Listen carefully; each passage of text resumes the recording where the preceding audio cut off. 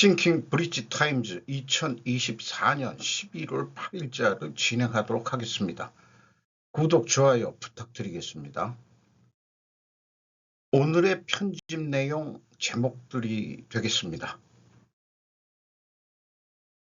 북미 행보 탐색, 남은 신뢰관계 구축 서두른다.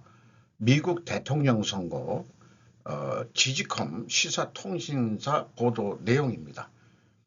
트럼프 전 대통령이 복귀를 결정하자 북한은 핵 미사일 개발을 추진하면서 협상 가능성도 염두에 두고 미국의 행보를 탐색할 태세다. 한편 바이든 정권으로 강고해진 미일한 협력이 흔들릴지도 모른다는 불안이 있어 윤석열 대통령은 차기 정권과의 신뢰관계 구축을 서두를 생각이다, 이렇게 보도를 했네요. 그런데 북한 노동당 총비서가 8월 연설에서 대화도 대결도 선택지가 될 수 있지만 더 철저하게 준비해야 하는 것은 대결이라고 주장했다. 이런 것은 대화 가능성을 완전히 배제하지 않았다라고 해석을 하네요. 반면 북한은 남한을 제1의 적대국으로 규정하고 대결 태세로 강화하였다. 만에 하나 트럼프가 북미 협상에 나서면 한국이 모기장 밖에 놓인다는 우려가 나온다. 상징적인 표현이네요. 모기장 밖에 있으면 모기한테 많이 뜯기게 되겠네요. 그래서 그 한국의 대통령실 고위 관계자인 6일 선거 때부터 트럼프 캠프의 핵심 참모들과 접촉해왔다고 밝히고 윤 대통령과 당선인의 의사소통 기회가 조속히 실현되기를 기대한다고 밝혔다. 북한의 러시아 파병으로 위험이 커지고 있다며 한국의 안보에 한치 흔들림이 없도록 새로운 미 행정부와 완벽한 안보 태세를 구축해 나가겠다고 대통령실 고위 관계자는 밝혔다고 소개를 하고 있네요. 윤, 트럼프와 12분 통화, 대승 축하, 이른 시일 내 회동 합의. 김광태 디지털 타임즈입니다. 축하 전화를 했는데 윤 대통령이 뭐 다른 서구 국가들도 뭐 통화를 했다는 뉴스들이 있습니다만은 특히 일본 현재 총리가 그 미국 트럼프하고 통화했다는 뉴스는 아직 접하지 못하고 있습니다. 지금 그 일본 내 그 이 총리 이런 그 관계로 코가 석자인 상태로 좀 보여지죠. 그래서 이 한미일 협력과 한미동맹, 북한의 우크라이나 전쟁 상황 등에 대비해 논의했다, 이렇게 이제 전하고 있네요. 그 동일한 디지털 타임즈의 장우진 기자는 미 우선 트럼프 한조선엔 SOS를 또 치고 있다. 그 조선은 한국이 잘하니까 그 또 SOS를 치고 있다, 이런 거를 하고, YTN에서는 제일 두려운 시나리오가 트럼프 김정은과의 직거래 시도 하나는 제목으로 저도 우려했던 그런 기사를 내네요. 이문정 공주대 국제학부 교수하고 인터뷰 내용인데, 당장 이게 우선순위가 될 거라고 저 같은 사람은 보고 있지 않지만은 우리 안에서도 자체 핵무장론이 국민들의 여론조사마다 약간씩 수치가 달라진다 하더라도 높을 때는 70%가 넘게 나온단 말이죠. 근데 우리가 핵무장을 하겠다 그러면 세계적 파장을 불러올 거다. 우리와 비슷한 고민을 하고 있는 일본 내지는 유럽 국가들, 호주, 캐나다, 누가 됐든 이건 정말 외교의 시대가 다시 한번, 기술과 의지가 다시 한번 요구되는 시점이라고 말씀드리겠다, 이렇게 얘기했는데, 북미 회담을 하면서 북한의 핵을 인정하는데 한국은 안 된다, 일본도 안 된다, 그러면은 핵 우산 보호라고는 약속을 하지만은 일본에서도 그 이시바 총리는 핵을 아예 일본에 갖다 놔라. 그 다음에 한국도 옛날에 있었는데 철수했는데 다시 갖다 놓겠다. 실제 지금 들어와 있는지도 모르고요. 그래서 이게 뭐 그 이런 생각이 언뜻 스쳐 지나가는데 옛날 아베처럼 취임 전 방문은 할 윤 대통령 같진 않아요. 그 자기 이런 거 뭐 대통령 최면이고 나발이고 바이든 대통령한테는 미안한 얘기지만은 취임 전에 미국에 날아가서 뭔가 좀 어, 뭔가 협상을 할 그런 방식으로는 할지 이런 거를 그냥 한번 생각을 해봤는데 안 할 것 같기도 하고요. 잘 모르겠습니다만은 어쨌든 지금까지 나온 뉴스를 보면은 만약에 북미 회담이 열린다면은 한국은 목인장박 신세가 된다. 왜냐하면 김정은이 적대적 국가론을 얘기했기 때문에 한국을 끼고는 협상을 안 하겠다. 그러니까 이 미국하고 직접 협상한다. 이 김정은의 적대적 국가론이 그 근본 원인이 되면은 북미 협상 등을 통해 가지고 나올 수 있는 미래 예측은 베트남식 공산당 지배와 시장 개방. 그래서 한국한테 신세지지 않고 미국 자본을 끌어들여서라도 북한 경제를 발전시킨다. 그러면 전에부터 제가 얘기한 대로 안보를 그 중국으로부터 보호받기 위해서 미군이 평양에 주둔하는 것도 협상이 될 수 있다. 저는 그렇게 생각을 합니다. 그러면 남북한에 모두 미군이 들어가게 되는데 그러면 세상이 어떻게 변할까요? 참 어떻게 될지 그런 상상을 해봅니다. 일기 트럼프 시기에 북미 회담 결렬에 김정은은 문의 역할에 대해 기분이 매우 상했던 모양이다. 윤 정권이 들어서며 급기야 우리와는 이제 남이다라는 이국가론 적대국가하면서 북한 헌법 개정과 동시에 군사 분계선에 장벽을 설치하고 있다. 이제 미국과의 대화에서 한국이 길자리가 없게 만들려는 전략이 그 이계 국가론에 숨겨져 있었다고 보여집니다. 그렇다면 필연적으로 존재할 다른 결과는 저는 베트남식 그 공산당이 지배를 하면서도 경제 발전을 시킨다는 쪽으로 아마 그 되지 않을까 그런 생각을 하는데 근데 김정은이 의외로 그 스위스의 유년 시절에 그 유학을 했는데 그게 비밀에 붙여졌다가 밝혀졌죠. 그래서 김정일 사망 후에 그 형이 있음에도 불구하고 김일성 그 초대 그 수령하고 얼굴이 뚱뚱하고 그 다음에 이제 비슷하게 생겼다고 그래서 이 북한의 지도자가 됐는데 그때는 아마 그 친중 공산당 세력들이 옹립을 해줬을 거예요.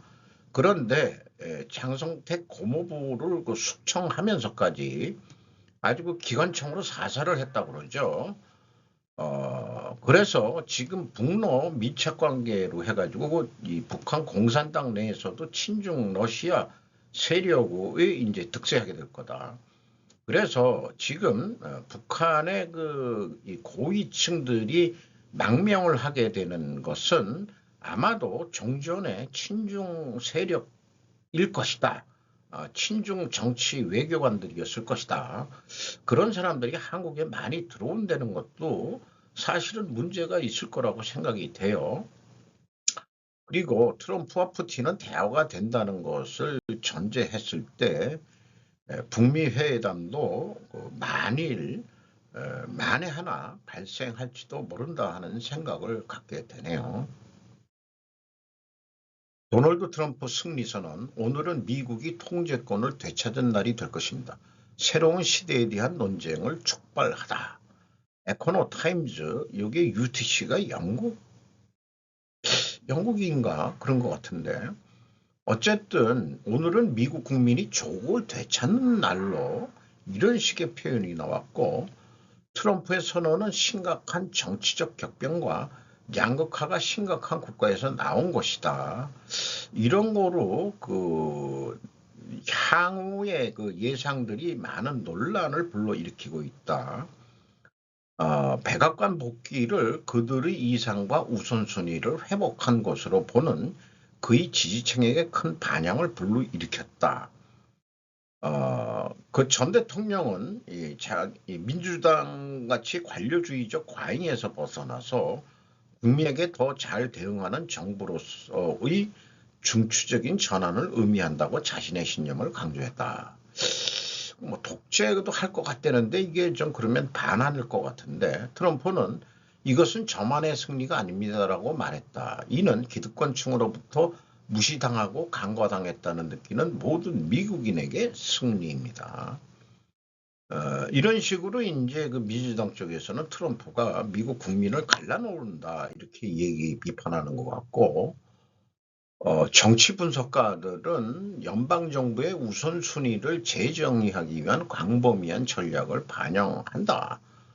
이런 분석이고요. 그러나 트럼프 반대자들 민주당 쪽에서는 분열과 양극화를 더욱 부추길 수 있다고 주장하고 있고요. 그 민주당 지도자들은 그 우선순위를 공유하지 않는 인구층을 소외시킬 수 있다는 우려를 표명했다. 그러나 트럼프 지지자들에게는 그의 연설은 결집된 신호이다. 특히 이민, 무역, 국가 안보와 같은 문제에 대해 우려가 해소되지 않았다는 느끼는 사람들에게 목소리를 내고 있다. 울라프 촐츠 독일 총리는 트럼프 연설 직후 글로벌 협력의 중요성을 언급하며 국제 파트너십의 안정성이 필요하다고 강조했다. 너무 미국 우선주의로 좀 안 해줬으면 좋겠다는 뜻인 것 같아요. 트럼프가 취임을 준비하는 동안 미국은 분열되어 있겠지만 리더십의 결과에 깊은 관심을 갖고 면밀히 주시하고 있다. 시간이 지나야 미국 국민에게 권력을 돌려주겠다는 그의 약속이 국내의 무대에서 어떻게 전개될지 알 수 있습니다. 시간이 지나봐야 지금 그렇게 예측하기는 어렵다. 옛날 뉴스에 트럼프는 자기가 대통령이 되면 딱 하루만 독재를 하겠다 하는 표현도 있었습니다. 그리고 많은 분석가들은 독재 국가로 나타날 것이라는 우려가 있지 않겠냐 하는 거죠. 최악 인플레 불법 이민 전쟁에 지친 미국 다시 스트롱맨 택했다. 이제 분석 기사들이 이제 쏟아져 나오고 있는 거죠. 어게인 트럼프 배경은 베이컨 왜 비싸냐, 일자리 뺏겨, 인플레 불법 이민 집요하게 공략, 흑인, 히스패닉 남민주당에 등 돌려 두 번의 암살 시도 여파 지지층 결집을 했고 전쟁 끝낼 강한 리더 각인도 주요했다. 그리고 우크라이나 트럼프의 불안 섞인 축전을 보냈고 네타냐후는 위대한 복귀로 반색을 했다. 요거는 김효진 프레시안입니다. 이 24시간 안에 전쟁을 끝내겠다고 공언해 왔는데 우크라이나 영토를 러시아에 넘기는 방법으로 전쟁을 종결시킬 것이라는 추측을 나왔다. 이미 동부전선에 그 빼앗긴 땅, 우크라이나가 거기서 끝내자. 이렇게 될 가능도 있다는 얘기죠. 트럼프 기환, 관세 전쟁 대비하는 정부, 철강 관세 IRA 폐기, 반도체 VEU 취소 대비에 집중한다. 윤희훈 이신의 두 기자가 조선비즈입니다. 자국 우선주의 추구하는 트럼프 고관세 정책 예견돼 일기 때 수출 코도 맞은 철강 공포의 이익이다. 캐즘 맞은 전기차 수출 위축 가능성 커졌다. 한국 반도체 산업엔 호재 평가 나오지만 단기 위축은 불가피할 것이다. 트럼프의 말로 사전에서 가장 아름다운 단어는 관세다 이렇게 발언을 했다는 거예요. 요것은 그 시카고 경제클럽에서 이 선거 전에 그렇게 얘기를 한 거고, 관세 코도 확대를 막아야 된다. 우리 입장에서는 수출할로 확보 나선 정부 이런 표현했고, IRA 폐기 수순 밤나 전기 하이브리드 차 수출 위축 막을 협상 준비, 반도체는 호재지만 VEU 유지 노력, 업계 피해 지원 방안 모색 이런 식으로 이제 그 견해 그 분석 기사를 내보냈네요. 그래서 이렇게 여러 가지가 좀 잘 안 되면은 현재로서는 방위산업 수출이 다른 타겟책으로 생각되는데 민주당이 발목을 잡으려 하고 있습니다. 그게 뭔 얘기냐 그러면은 방산 수출 때 국회 동의 받으라는 민주당 업계 수출의 찬물 김지연 기자 조선비즈입니다. 방위산업법 개정안 민주당 미 예시 들었지만 제도 취지 달라지죠. 어, 이 미국의 그 미의회 승인을 받아야 되는 것은 대외 군사 판매라는 건데 이게 군산 복합체입니다. 군인과 그다음에 그 산업체가 같은 한 몸이다 이런 얘기죠. 그렇기 때문에 미의회가 대외 군사 판매를 승인을 하는데 이게 일정 규모 1,400에서 2억 달러 등 일정 금액 이상일 경우만 FFS 방식으로 거래하지 모든 거를 그 국회 승인을 받는 건 아니다.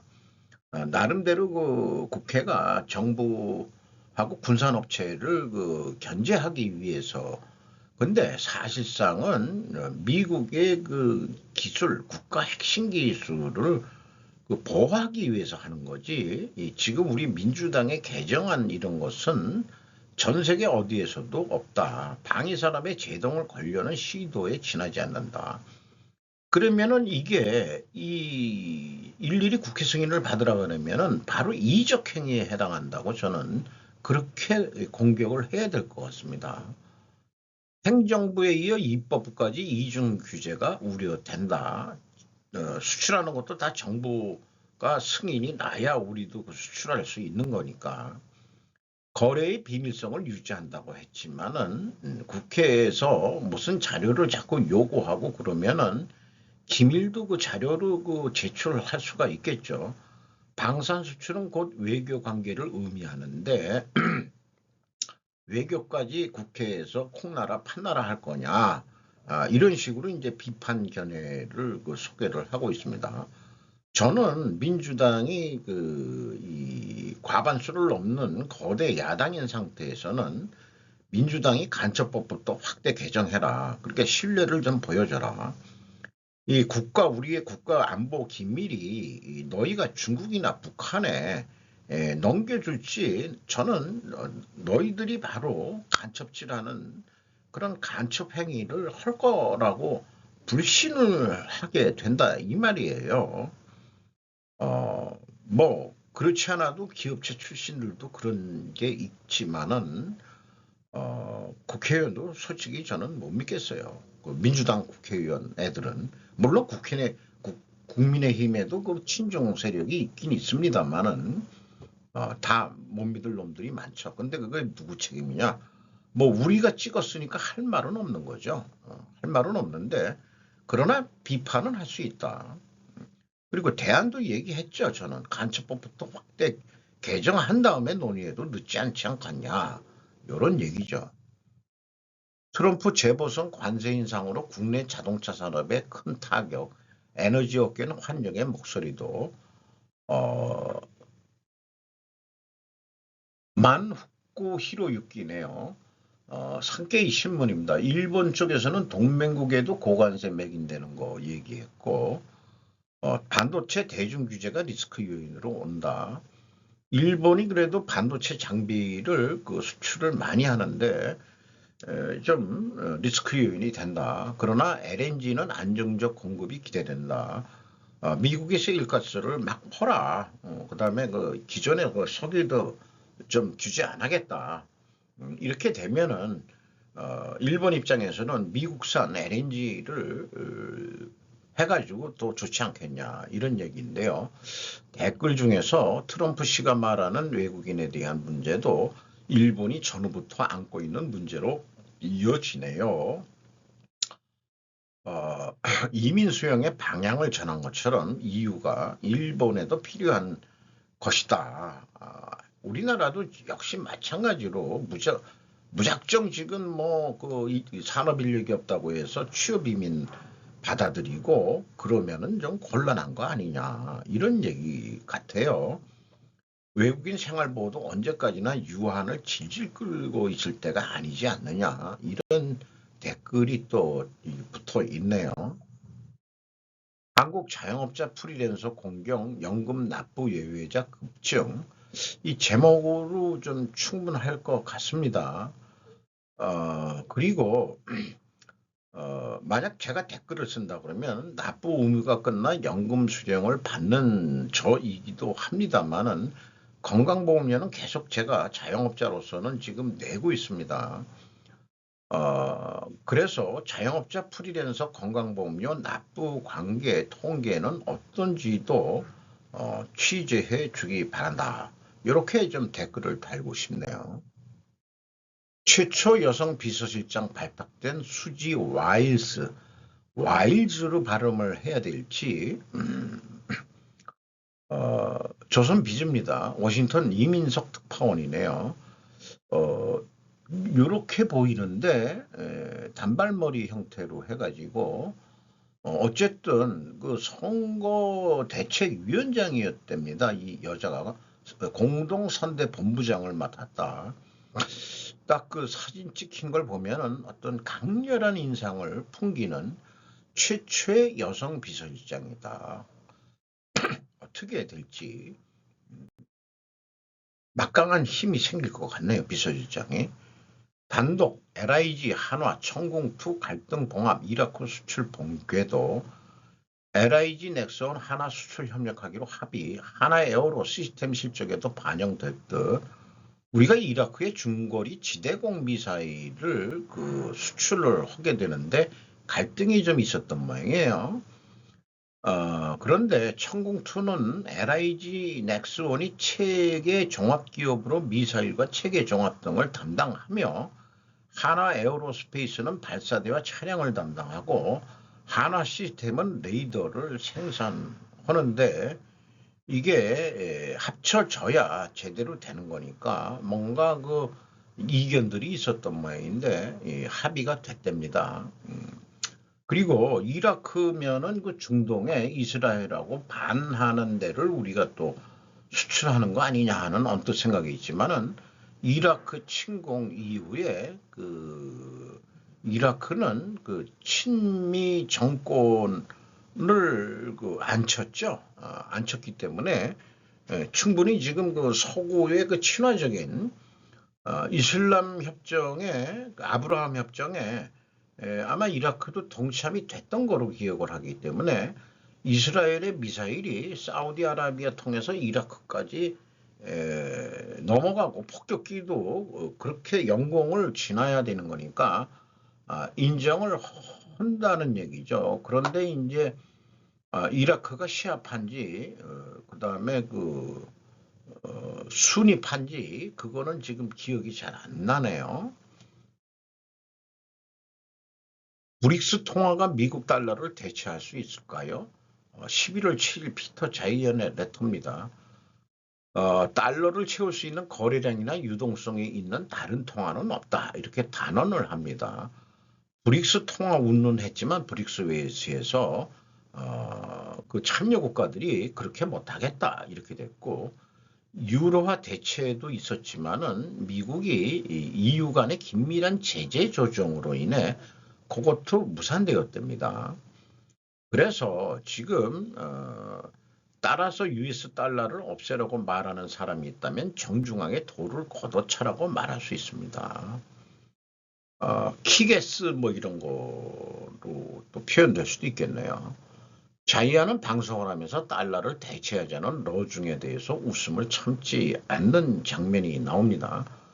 트럼프 재선으로 강달러가 될 것으로 생각되네요. 달러 패권은 바로 세계 패권과 동료다 이렇게 생각이 들어갑니다. 그래서 오늘 현재 미국 달러가 1386원으로 조만간 1400원 될까 걱정입니다. 유럽 달러, 유럽 EU는 그 유로는 1494원 98전. 일본은 내려가고 있어요. 906원 99전. 100엔당. 그 일본 엔화 가치가 계속 떨어지는 거고 우리나라도 떨어지지만은 1410원까지 간 적이 있네요. 지금 오늘 현재는 1386원 30전이네요. 자, 3분기 영업 잠정 실적들입니다. KT 14조 매출을 했네요. 영업이익 10.4% 증가했고 LGU 플러스 매출은 3% 증가했는데 영업이익이 8.9% 떨어졌어요. 영업비용이 어떻게 왜 증가했는지 KT는 줄였는데 이런 것들이 이제 궁금해질 수 있겠네요. CJ 대한통운 조금씩 개설이 돼가지고 영업이익 11.9% 증가했습니다. 거의 매출은 9조 원대를 달성했네요. SK바이오팜 작년에 영업손실 523억 원이었는데 556억 이익을 내가지고 206.5% 전환이익이 발생이 됐습니다. 매출액도 무려 68.6%가 크게 증가했네요. 상대적으로 영업비용은 안 늘었습니다. 아마 판매 가격이 올라간 것 같습니다. 한국콜마 화장품 회사죠. 매출 27.4% 증가했고 영업이익 70.2% 증가했습니다. 네이버 한 자릿수의 증가를 보이고 있습니다. 개별인데 4조 한 5천억 정도 했네요. 벤티움이 이게 치과 계통인 걸로 알고 있는데 매출 7.5% 증가했고 근데 반대로 영업이익은 16%가 내려갔어요. 영업비용이 증가했다는 얘기죠. 지네요. 두 자릿수로 증가했고 매출 영업이익은 근데 3.1%뿐이 증가를 안 했네요. 영업비용이 많이 증가한 모양입니다. 삼성증권이 매출액이 9조 5천억으로 6.7% 감소했는데 영업비용을 거의 10%나 감소를 시켜가지고 반대로 영업이익이 33.8%가 증가했습니다. 이런 것들이 좀 디플레이션 시대에 좀 필요한 거죠. 매출이 줄더라도 어떻게 영업이익을 실질 소득은 증가시킬 거냐. 롯데쇼핑도 뭐 마찬가지인 추세를 나타내고 있네요. 뭐 큰 한 자릿수지만 영업이익 6.5% 증가했습니다. 크래프톤 게임 업체죠. 매출이 무려 52% 증가했고 영업이익 60.2% 증가했습니다. 금호석유화 좀 석화가 안 좋죠. 매출은 11.3%나 크게 증가했는데 어쨌든 영업비용이라고 썼지만 매출 원가하고 판매 관리비를 합한 거를 영업비용이라고 하면은 이 원가는 계속 늘어난다. 판매 가격을 제대로 못 받는 이유가 아무래도 그 중국의 그 덤핑 이거에 석유화학 계통은 계속 안 좋을 것 같습니다. 이상 오늘 좀 빠르게 마칠 수 있게 됐네요. 감사합니다.